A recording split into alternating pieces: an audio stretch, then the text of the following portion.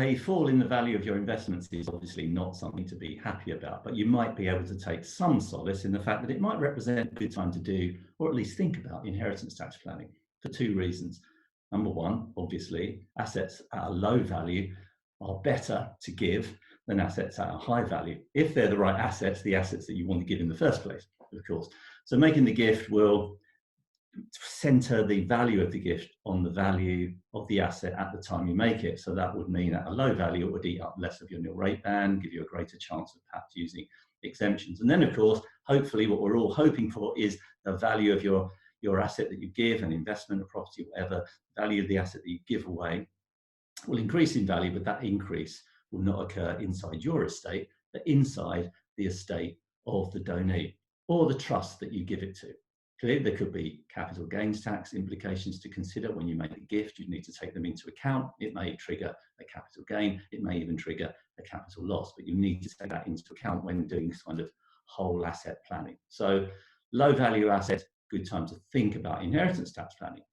Another aspect of inheritance tax planning, which is perhaps less applicable, but nevertheless quite interesting, is the fact that if you have made a sale of an asset within 12 months of the death of somebody who has caused, obviously, the ownership of that asset to pass, then if you make a sale and at the time of sale, the value of what you've sold is less than the value that was taken into account when assessing the inheritance tax liability on death, it could be possible to reclaim the difference between the inheritance tax that would be payable on its value now if death occurred at this point, at the point of sale. Remember, it needs to be within 12 months of death. And the inheritance tax payable on the higher value of the investments at the time of death. Now, clearly, this subject has arisen because for many people, unfortunately too many people, the value of their investments have fallen in some cases, in many cases, quite considerably.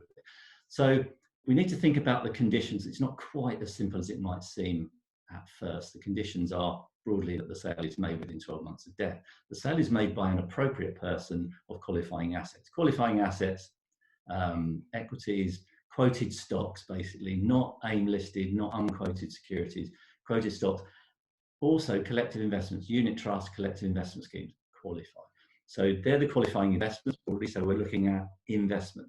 We're not talking about property here, we're not talking about anything else, just investments, those that qualify, not unquoted investments.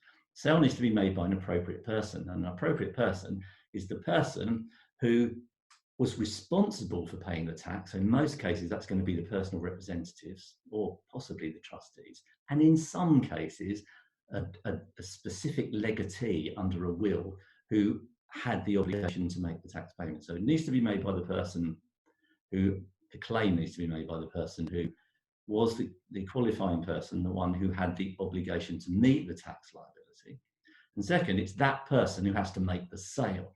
So if you'd had the personal representatives who were the persons who were the people liable for the tax and they accounted for the tax, then transferred the assets in specie to the beneficiary, who then a couple of months later, they've fallen in value and goes, oh, if we sold them now, we'd have a lower IHT value. Well, they wouldn't qualify because they're not the appropriate people. They're not the people who had the responsibility for or paid the tax.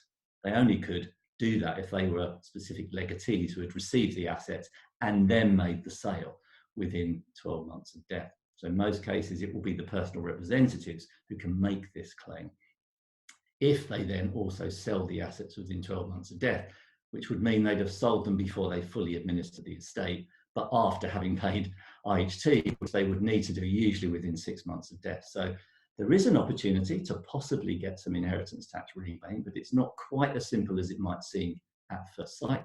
The sale definitely needs to be made within 12 months. Now, those rules and a very clear explanation of that opportunity is explained very clearly in our TechLink bulletin on the subject.